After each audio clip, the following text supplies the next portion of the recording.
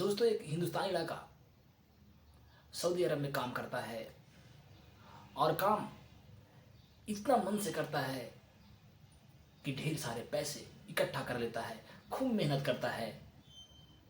और जब उसकी बारी घर आने की होती है, अपने हिंदुस्तान आने की होती है, तभी उस पर एक औरत बलात्कार का इल्ज़ाम लगा देती है। जब ये मामला कोर्ट तक पहुंचती है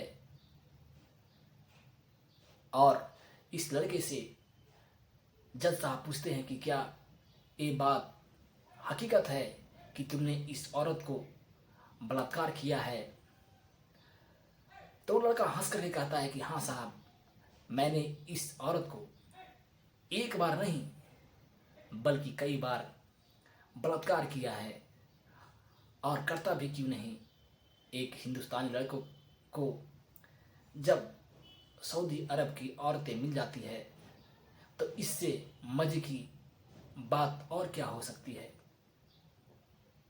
मैंने इसे एक बार नहीं बल्कि लगातार कई बार किया है।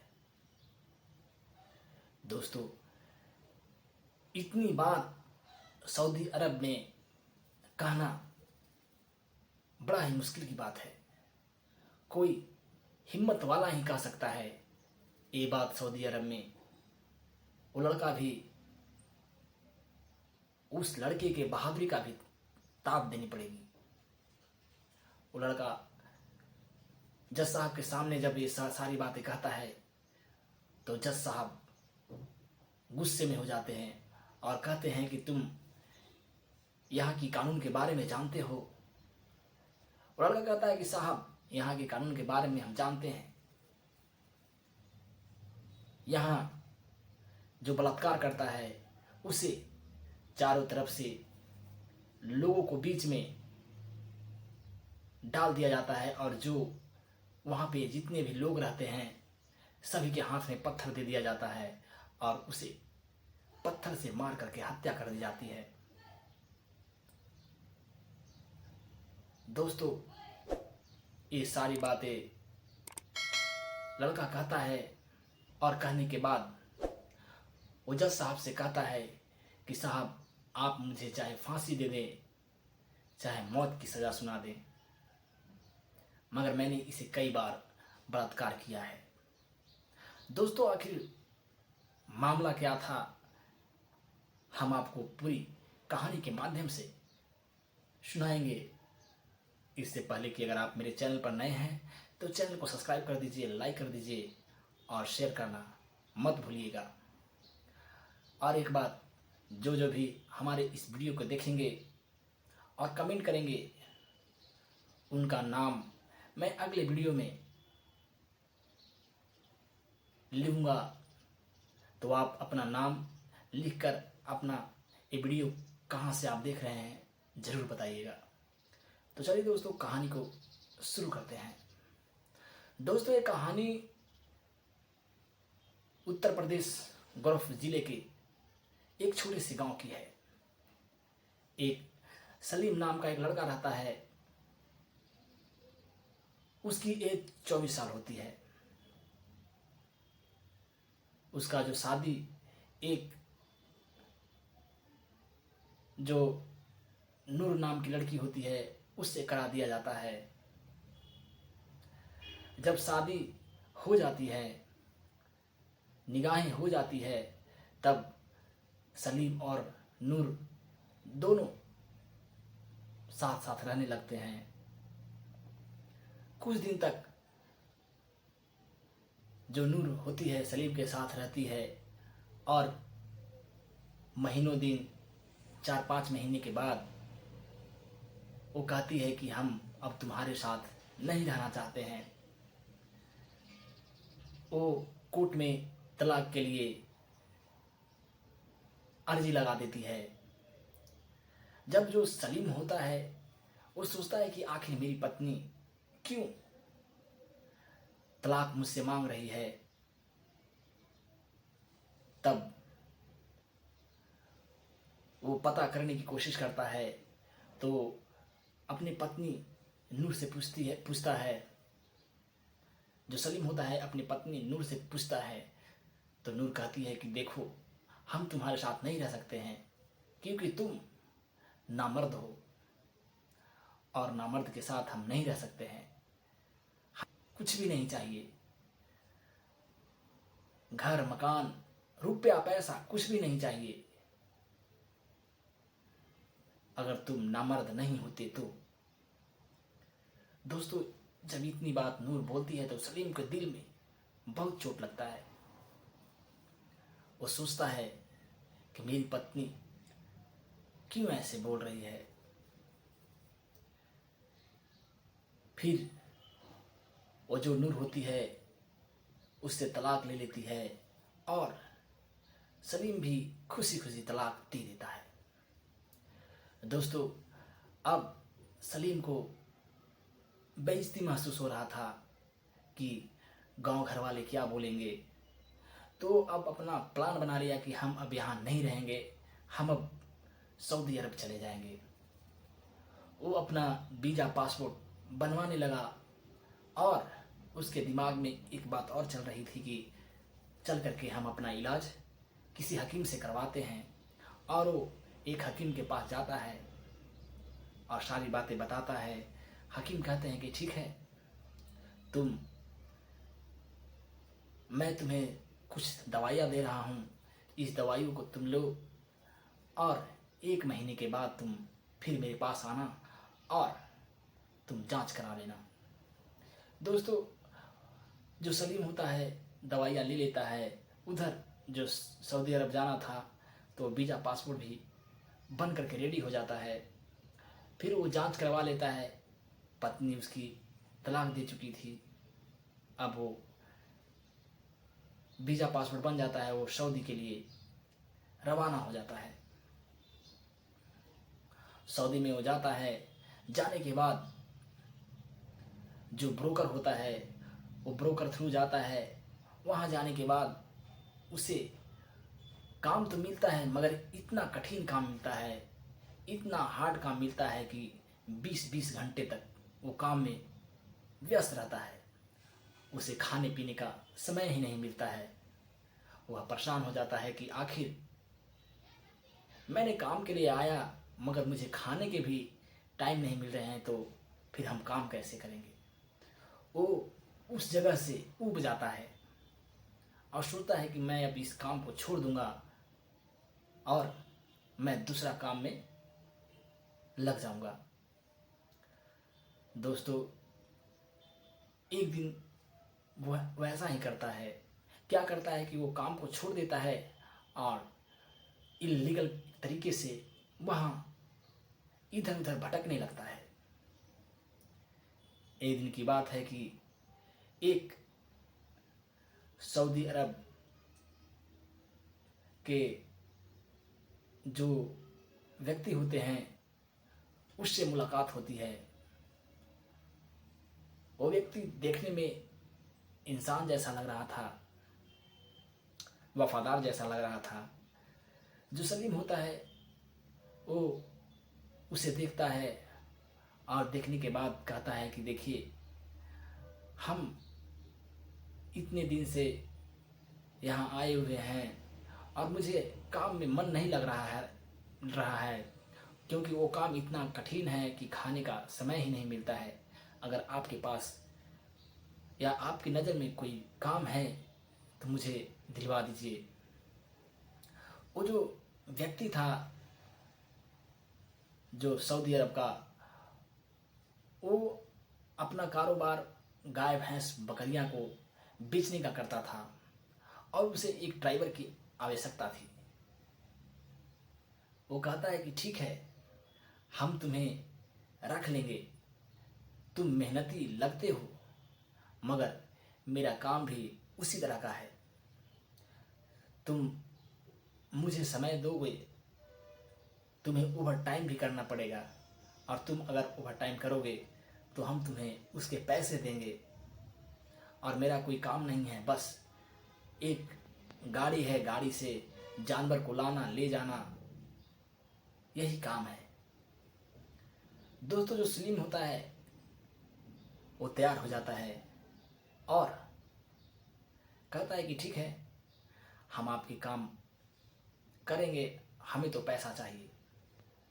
दोस्तों, धीरे धीरे वो सलीम उस व्यक्ति के यहाँ काम करने लगता है और उसके पास कोई भी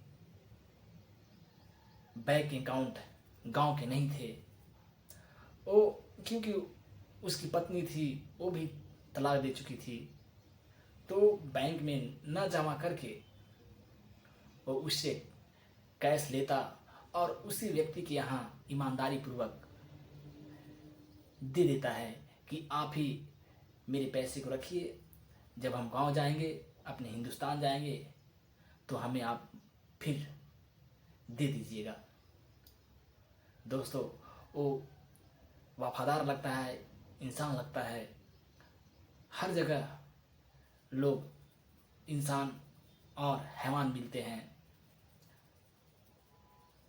दोस्तों, जब वो पैसा धीरे धीरे जमा करने लगता है और मेहनत से काम करने लगता है, तो एक दिन की बात है कि जो व्यक्ति होता है सऊदी अरब का, वो सलीम से कहता है कि देखो, तुम बहुत ही मेहनत कर रहे हो और तुम जब से आए हो मेरी तरक्की और बढ़ गई है।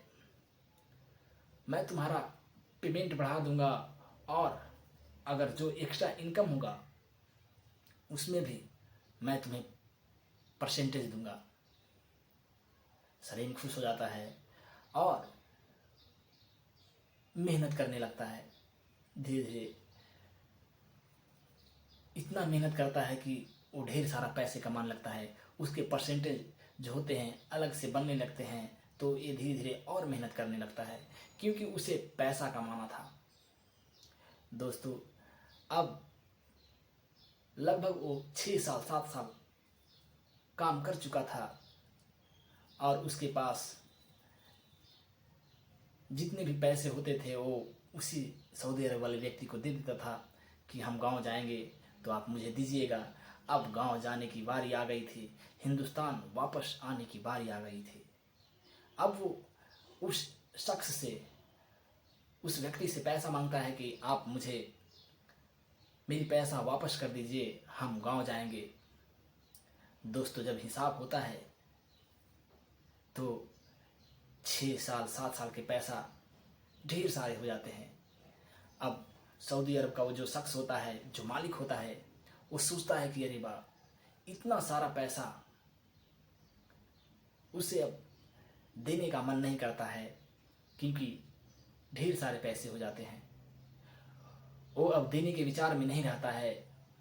वो अब क्या करता है कि डेली टाइम लेता है कि आज देंगे, कल देंगे, 2-4 दिन के बाद देंगे।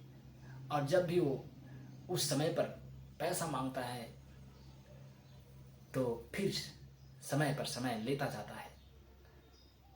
अब जो सलीम था उसका दिमाग चकरा गया। अब समझ गया कि अब ये पैसा नहीं देगा। वो एक दिन बहस कर लेता है और बहस करने के बाद वो वहाँ से चला आता है। दोस्तों, जब जो व्यक्ति था उसे तो काम लेना था, वो सोचता है कि अगर चल जाएगा तो मेरा काम ठप हो जाएगा, इसलिए फिर वो सलीम के पास आता है और कहता है कि देखो, से तुम नाराज मत हो, हम तुम्हारे सारे पैसे दे देंगे।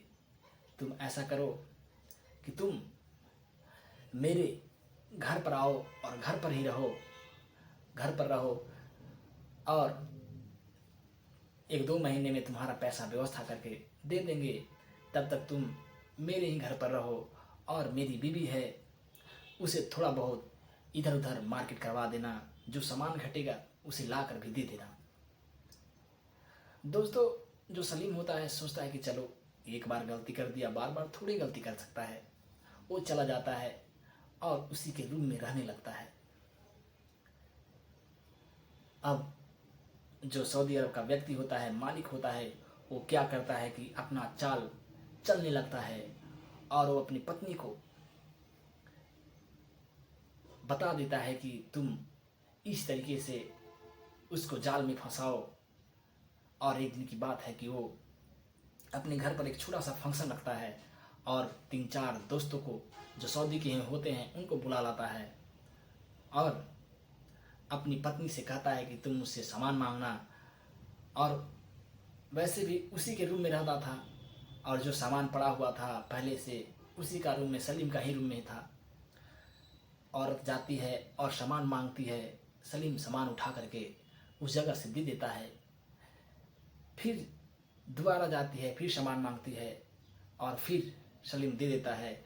और इतने में क्या होता है कि ढेर रात बीत जाती है और बीत जाने के बाद 3-4 लोग आते हैं और सलीम के दरवाजे को पीटने लगते हैं। जब सलीम दरवाजे को खोलता है तो उसे मारने पीटने लगते हैं। मार पीट करके जब सलीम कहता है कि आखिर हमें क्यों मार रहे हैं, मेरा गलती क्या है, तो जो 3-4 लोग थे, जो मालिक ने इसे साजिश के तहत मारने को भेजा था, वो कहते हैं कि तुमने मेरी भाभी को हाथ लगाया है, तुमने मेरी भाभी को गलत निगाहों से देखा है, उसे बलात्कार करना चाहता था, मेरी भाभी ने ये सारी बातें बताई है। और दोस्त मालिक भी उधर से आ जाता है और वो भी जब वो 2-3 लड़के थे वो मारते हैं, वो भी अब उसे मारने पीटने लगता है। फिर सलीम कहता है कि मैंने ऐसा कब किया, भाभी तो सामान मांगने आए, मैंने उन्हें दे दिया, मगर मैं ऐसा क्यों करूँगा। मगर वे लोग नहीं मानते हैं और पुलिस को हवाले कर देते हैं। जब पुलिस को हवाले कर देते हैं तो ये मामला कोर्ट तक पहुंच जाती है। कोर्ट तक पहुंचने के बाद तुरंत कार्रवाई होने लगती है, क्योंकि सऊदी अरब का जो नियम कानून है वहाँ बड़ी फास्टली होती है। हमारे देश की तरह नहीं है कि आज हुआ तो 2-4 साल लग जाएंगे उसकी सज़ा का सुनवाई होने में, उसे न्याय मिलने में। मगर वहाँ की कानून बहुत ही सख्त है। वहाँ तुरंत कोर्ट में केस चला गया और तुरंत सुनवाई शुरू हो गई।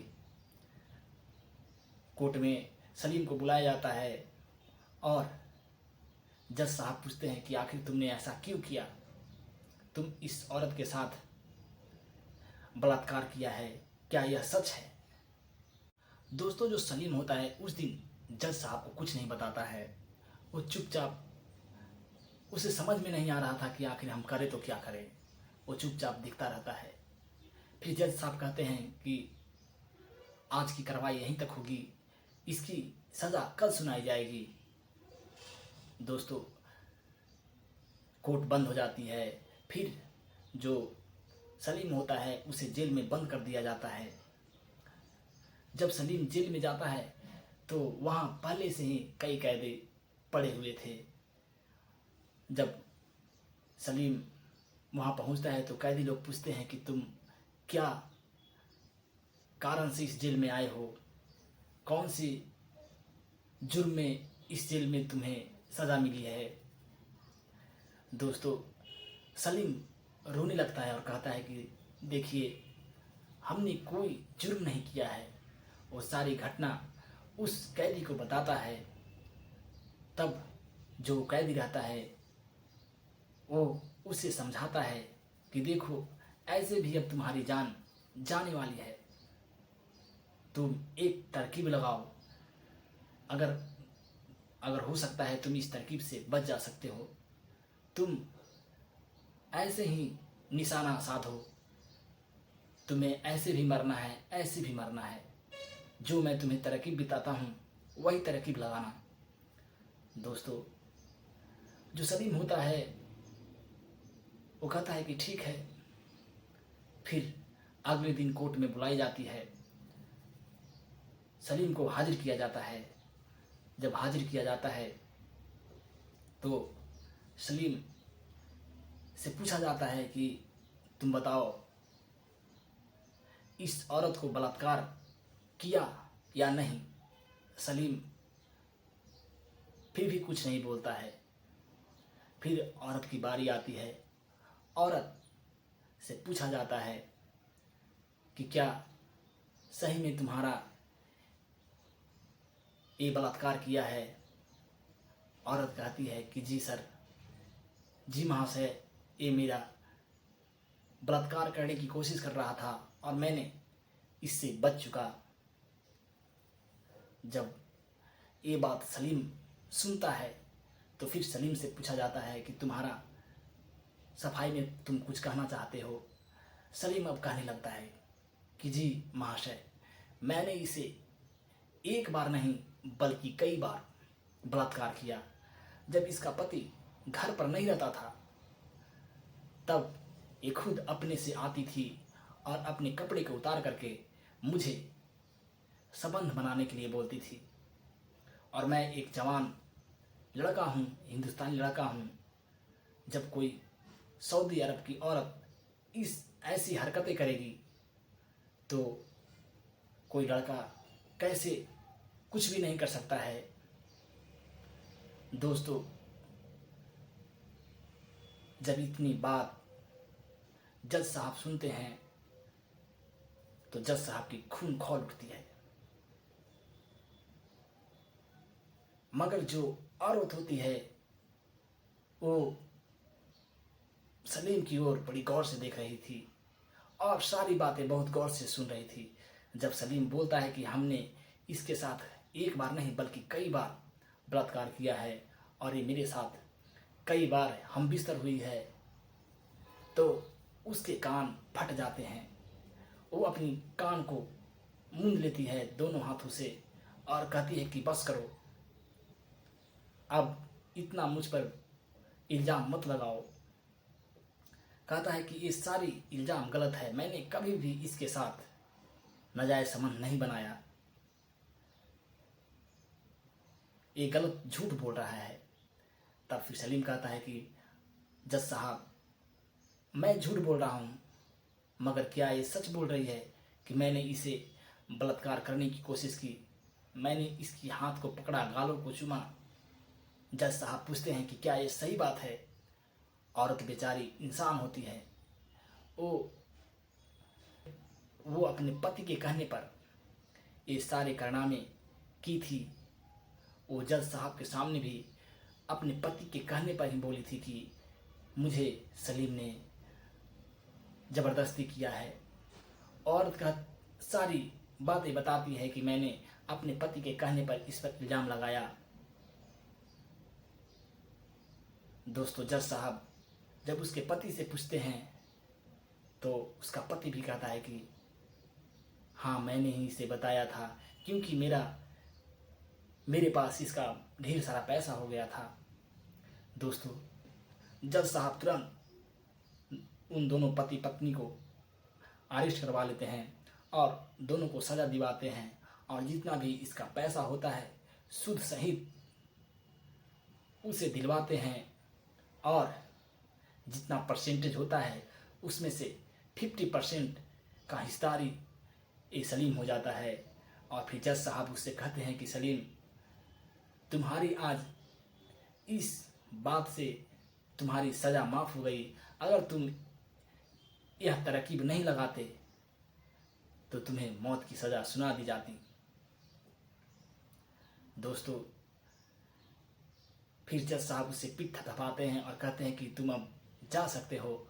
और सलीम वहाँ से अपना जितना सारा पैसा होता है ले करके और अपना हिंदुस्तान वापस लौट जाता है। दोस्तों, इस कहानी के बारे में आपकी क्या राय है आप कमेंट बॉक्स में ज़रूर बताइएगा। फिर मिलेंगे अगले कहानी में, तब तक के लिए जय हिंद।